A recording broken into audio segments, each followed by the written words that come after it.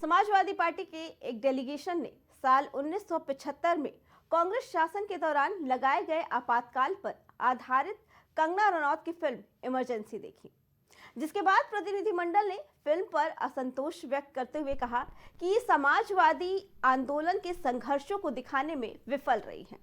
साथ ही उन्होंने ये भी कहा कि इमरजेंसी का निर्देशन और सह निर्माण कंगना रनौत ने किया है। उन्होंने फिल्म में पूर्व प्रधानमंत्री इंदिरा गांधी की भूमिका निभाई है। बता दें कि जहां एक तरफ सपा कांग्रेस का गठबंधन है, तो वहीं दूसरी तरफ गठबंधन में सीधे तौर पर फूट भी दिखाई पड़ रही है, क्योंकि जिस तरह से सपा का बयान आया है उससे ये कहावत चरितार्थ होती है कि मन में राम बगल में छुरी।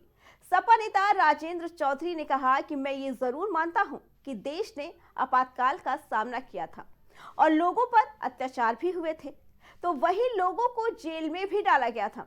साथ ही उन्होंने ये भी कहा कि मैं खुद भी जेल में था, मैं कहता हूं कि ये घोषित आपातकाल था। वहीं दूसरी तरफ फिल्म पर असंतोष व्यक्त करते हुए सपा के वरिष्ठ नेता और विधान परिषद के सदस्य राजेंद्र चौधरी ने कहा कि समाजवादी आंदोलन के संघर्षों को दिखाने में विफल रही है। देश की आजादी और फिर आपातकाल के दौरान लड़ाई लड़ने वालों का सम्मान किया जाना चाहिए। देश उन लोगों को कभी नहीं भूलेगा जिन्होंने सत्ता का मनमाना दुरुपयोग किया है।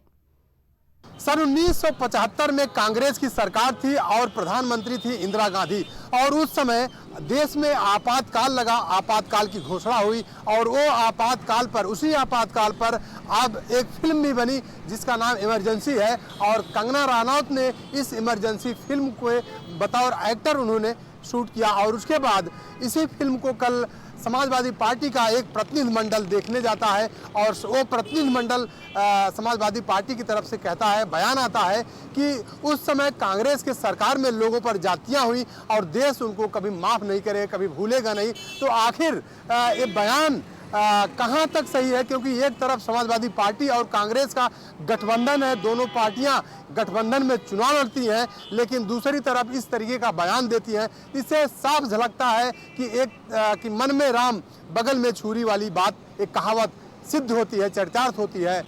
कैमरा पर्सन धनवेंद्र के साथ राजेश यादव, प्राइम टीवी, लखनऊ।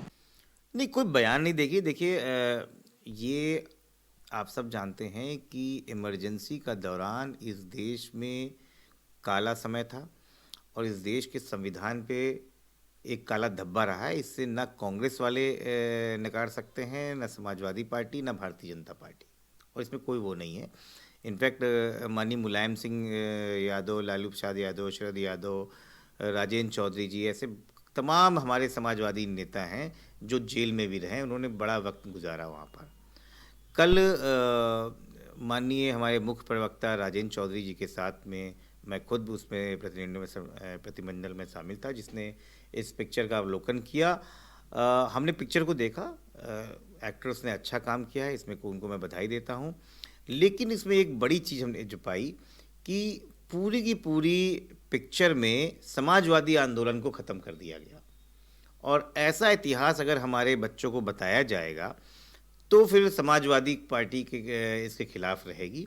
क्योंकि हमने पूरी पिक्चर में देखा, जयप्रकाश नारायण जी और जॉर्ज फर्नांडिस के अलावा किसी भी व्यक्ति का, ना राम मनोहर लोहिया जी का, ना मुलायम सिंह यादव जी का, ना लालू प्रसाद यादव जी का, ना शरद यादव जी का, ना राजेंद्र चौधरी जी का, ना चौधरी चरणजीत सिंह जी का, इन सब का कहीं पे नामो निशान नहीं था। मुझे लगता है कि कंगना रनौत जी ने पिक्चर बनाई है, उसको थोड़ा सा और अच्छा बना सकती थी और इतिहास लोगों को बताती तो ज़्यादा बेहतर होता। रही बात पॉलिटिकल की, तो समाजवादी पार्टी बार बार कहती है कि हम इंडिया अलायंस के प्रमुख घटक दल कांग्रेस के साथ में हैं, लेकिन जिन क्षेत्रीय जगहों पर, जहां पर जो क्षेत्रीय पार्टी मजबूत हैं, उनको, भारतीय जनता पार्टी को हराने में उनकी हम मदद करते हैं।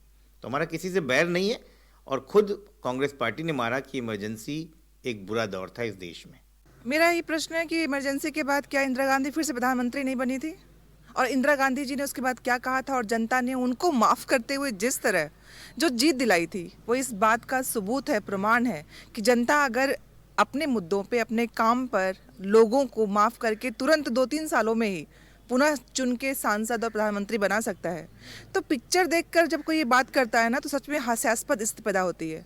अपने इतिहास को जानने के लिए फिल्मों को देखने की ज़रूरत नहीं है, क्योंकि फिल्मों के जब आप देखेंगे ना, स्टार्टिंग में क्या लिखा होता है, अस्वीकरण लिखा होता है कि इस फिल्म में बहुत कुछ चीज़ें अपने कल्पनाओं को भी डाला गया है।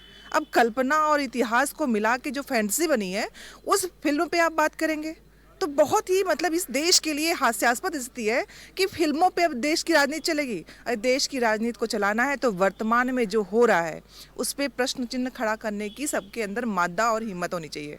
मैं कभी नहीं मानती हूँ कि फिल्म कोई बन जाएगी और उस फिल्म पे, हाँ, फिल्मों का संदेश आपको बेहतर बना सकता है, लेकिन किसी फिल्म को वजह से आप बताओ कि जनता माफ़ नहीं करेगी। जनता आज माफ़ नहीं करेगी। जिस तरह से महंगाई है, बेरोजगारी है, जिनको नौकरी चाहिए उनके पास नौकरी की कोई ऑप्शन नहीं है। महाकुंभ का आयोजन इतना बड़ा है कि देख के लग रहा है कि जो बच्चे हमारे हजारों में थे उनका एग्जाम तो हो ही गया होता। तो प्रश्न चिन्ह यहाँ पे खड़ा करने की ज़रूरत है कि अगर महाकुंभ का आयोजन उत्तर प्रदेश सरकार इतने बेहद रूप में कर सकती है, तो आरओ की परीक्षा जो फरवरी में हो रही थी, अचानक लीक भी हो गया था। किसका उसमें था